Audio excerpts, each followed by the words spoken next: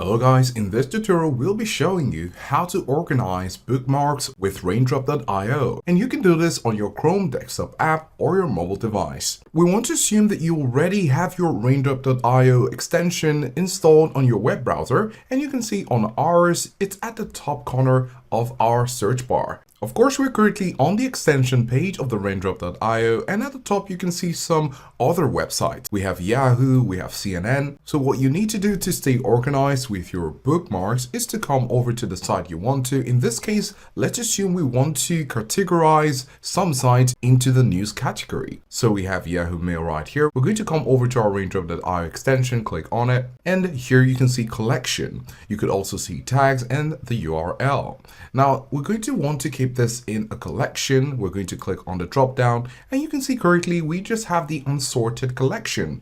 At the top here it says find or create a new collection. So we're going to say news, and we're going to click on it right here to add it. Great, so news has been added, and of course we also use the tag news right here. We're going to go over to CNN and do the same thing. Click on raindrop.io, give it the tag news, and this is optional, but of course you have your collection, and you're going to click on the drop down, and here you're going to click on news. So we have news, you have the URL, and that's it. Now once we clicked away from it, you can see that raindrop.io now has an icon. It has the blue tick, which means that this has been bookmarked. If we go over to Yahoo Mail, you can also see that it has been ticked.